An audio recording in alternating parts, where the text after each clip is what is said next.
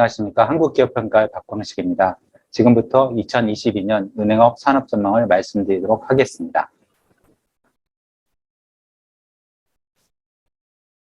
2022년 은행업의 사업 환경은 중립, 실적 방향은 유지, 등급 전망은 중립적일 것으로 전망하고 있습니다.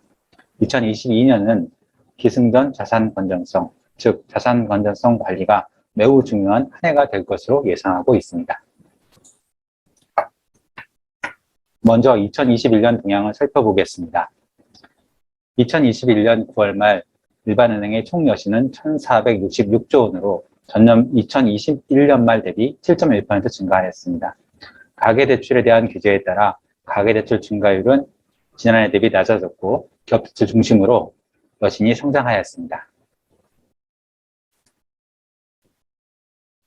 수익성과 자산 건전성은 개선되었습니다. 2021년 들어 3분기까지 누적 순이익은 12.2조 원으로 전년 동기 대비 26.1% 증가하였습니다.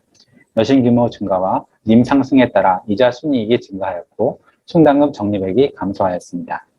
아래 왼쪽 그림을 보시면 님, ROA, 영업 순수익 대비 영업 경비 비율이 모두 개선되었음을 알 수 있습니다. 오른쪽 그림을 보시면 고정이하 여신 비율과 고정이하 여신 대비 대손충당금 설정 비율 개선이 지속되었습니다. 그러나 코로나19 피해 중소기업과 소상공인에 대한 대출 만기 연장 및 이자 상한 유예 조치로 인해 지표가 왜곡되었을 가능성이 있어 모니터링이 필요합니다.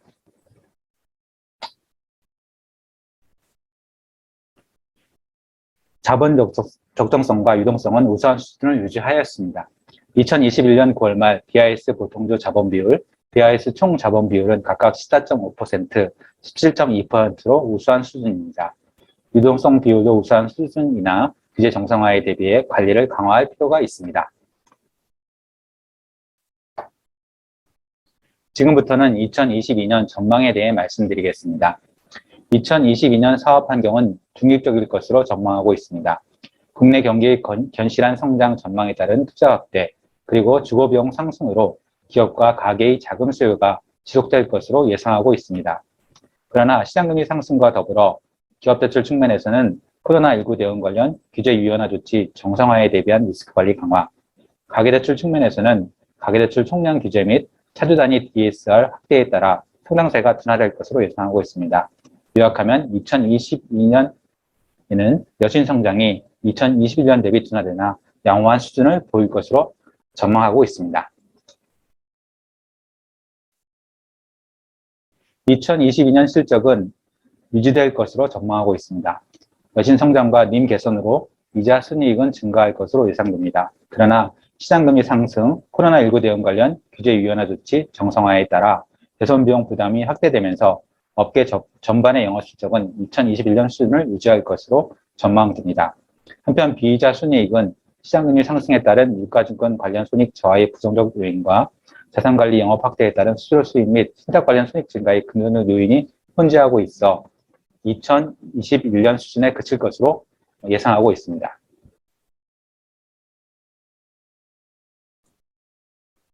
(2022년) 등급 전망은 중립적입니다.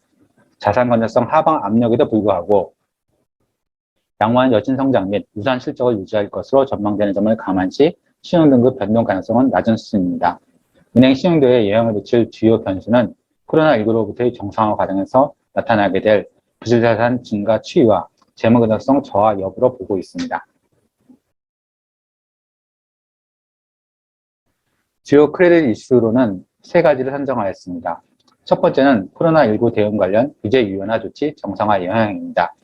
2022년에는 시장금리 상승, 2021년 결산 실적 반영에 따른 기업 신용도 조정, 코로나19 장기화에 따른 한계기업 부실화, 코로나19 대응 관련 규제 유연화 조치 정상화로 자산건전성 하방 압력이 커질 것으로 예상됩니다.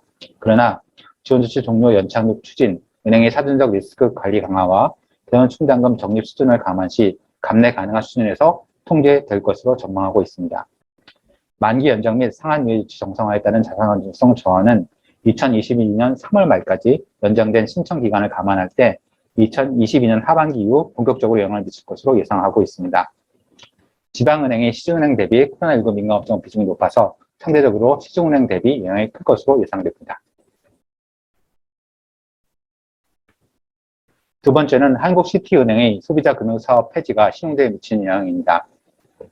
한국시티은행은 2021년 10월 22일 이사회에서 소비자금융사업 단계적 폐지를 결정하였습니다. 소비자금융사업 폐지 결정은 사업 경쟁력 측면에서 신용대의 부정적인 요인입니다.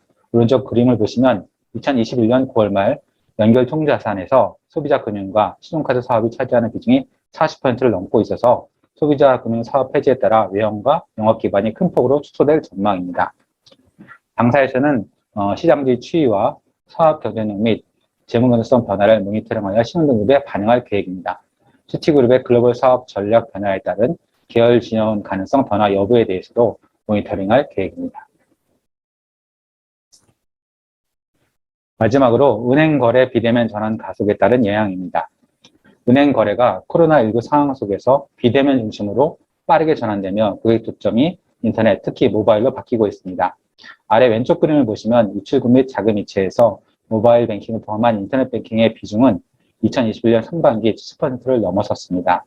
오른쪽 그림을 보시면 인터넷 뱅킹 이용 건수 중 핸드폰을 통한 모바일 뱅킹 이용 건수 비중은 2021년 상반기 82.5%에 달하고 있어서 비대면 전환이 모바일 중심으로 이루어지고 있음을 알 수 있습니다.